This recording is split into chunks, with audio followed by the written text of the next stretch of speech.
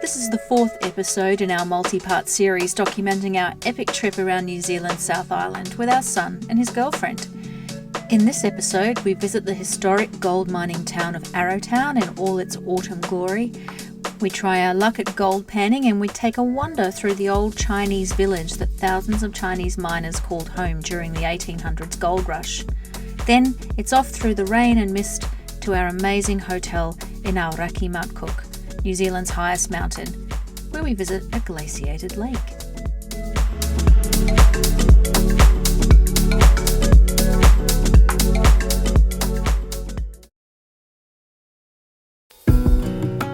Before getting back on the road, we took some time to enjoy the gorgeous Lake Manapouri scenery.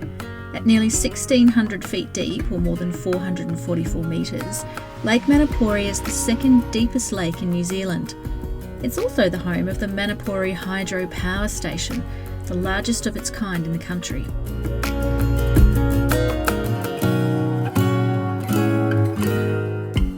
We stopped for breakfast at the nearby town of Tianau, home of the famous glowworm caves. Check out our video called Exploring the Unbelievable if you want to know more about the glowworm caves.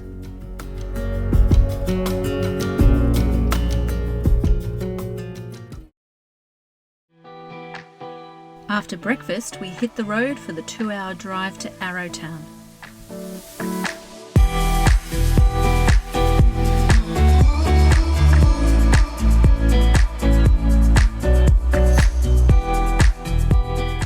The weather wasn't great, but despite the low cloud and grey skies, Lake Wakatipu didn't disappoint.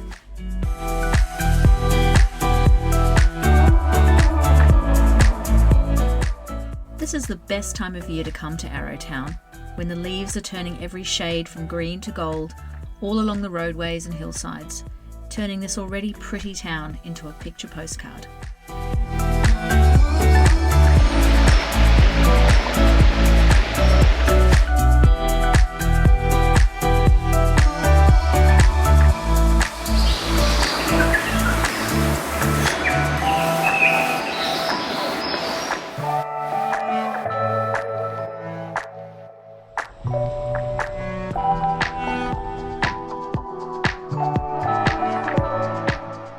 Arrowtown is a bustling tourist mecca all year round.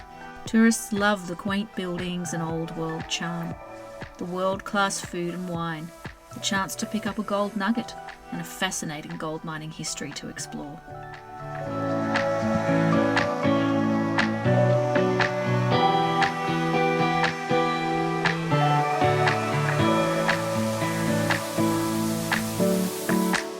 So we've got instructions on how to be rich. We've got a little shovel and then we've got our little pan as well. Okay. This part of the Arrow River is where gold was originally discovered in 1862. Today you can still try your hand at panning, as there's rumoured to be a little bit of gold still left in them there hills. Or you can just enjoy zooming through the crystal clear water on a bike, like these people. So today we're at Arrowtown, where we are mining in the old Chinese mining people for gold. So far we don't have much luck.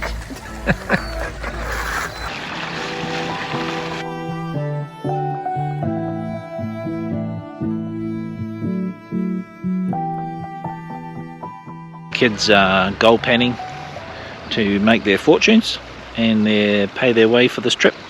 So far we'll have to accept IOUs.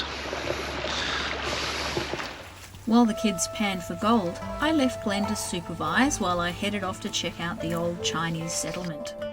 All the excitement started in August 1862 when local character Maori Jack found gold in this exact spot, where before long 1,500 miners were camped. 340 kilos of gold was transported out of the area in the first year after Jack's discovery. Along with European prospectors came 4,000 Chinese, mainly Cantonese, many of who were brought over by provincial authorities. These hardy people faced terrible racial discrimination and abuse and were forced to build isolated communities outside of the towns, such as this one just outside Arrowtown. One of the few lights in the harsh lives of many Chinese gold seekers was Alam's store. This tiny building was divided into a store, a lodging room, a bank office and kitchen. Locals used the store as a meeting place where they could socialise, gamble and smoke. The store was stocked with European and imported spices, teas, opium, spiced lemons and other delicacies from home. You can imagine these walls lined with exotic goods. This would have been a hive of activity in its time. The village today is only a fraction of what it once was. Many of the huts and lean-tos are long gone. The few that remain give visitors a chance to imagine what life must have been like for these amazing people during the gold rush years. At one time, this whole area would have been bustling with life, with men coming and going from their work, tending the vegetable gardens, pulling carts and managing livestock. Today, it's a peaceful place, reclaimed by nature.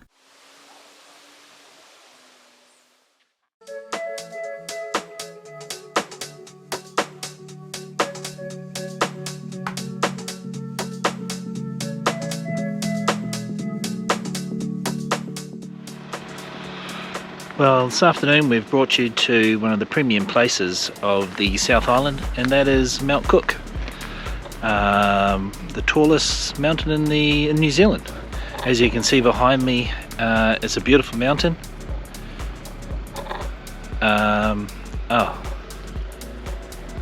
That's right, it rains here for 200 days a year, and it just happens to be one of those days. Sorry about that. Here's some photos we took on our previous trips to the mountain. On a clear day, the drive into Aoraki National Park is breathtaking. You're surrounded by snowy peaks, skirted by lush green forests and a sparkling glacial lake glowing an impossible shade of blue. Today, the scenery is still beautiful in a moody sort of way. Our home for tonight is the Hermitage Hotel. These spacious rooms have enormous windows giving an unrestricted view of the mountain, and even come with a comfy couch where you can sit with a glass of wine and contemplate what it must have been like for legendary mountaineer Sir Edmund Hillary to climb Aoraki for the first time.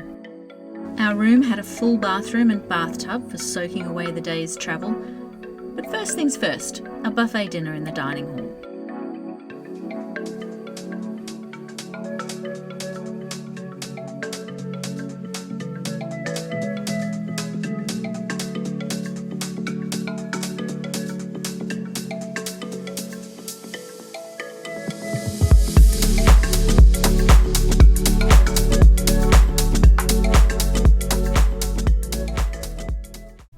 Today we woke to even worse conditions with the mountain and valley completely shrouded, but we were determined to explore more of the park despite the bad weather.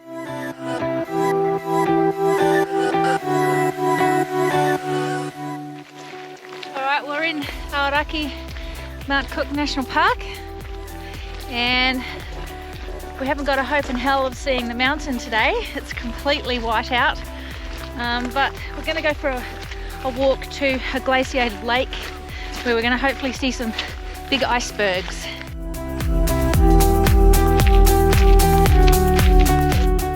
The walk to the lake is pretty easy and takes about half an hour from the car park to the moraine viewpoint.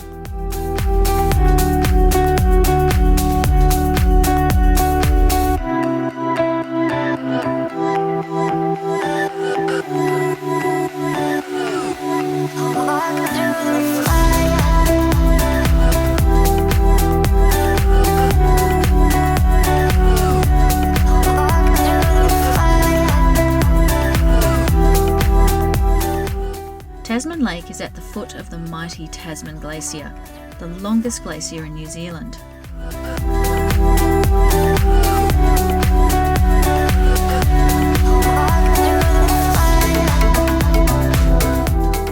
From the top of the moraine you can see how the valley was carved out by massive glaciers over millennia. The colours were pretty drab in this weather. But on a good day, this place is magic. Here's a photo we took on an earlier trip.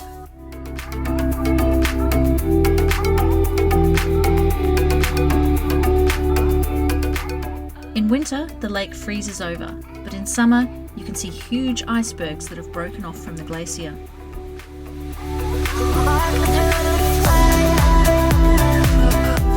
Yes, she's cold. She's cold? She's cold. I never got feel myself. Oh yeah. Beautiful. It's beautiful. Oh, I should have brought my lilo.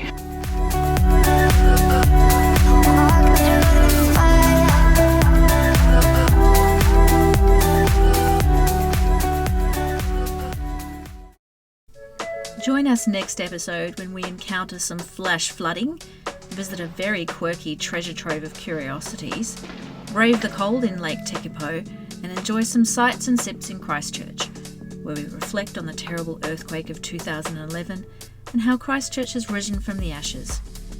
And we take a trip down memory lane, exploring my childhood backyard, getting a little too far off the beaten track right before our flight home. So find out if we made it on time.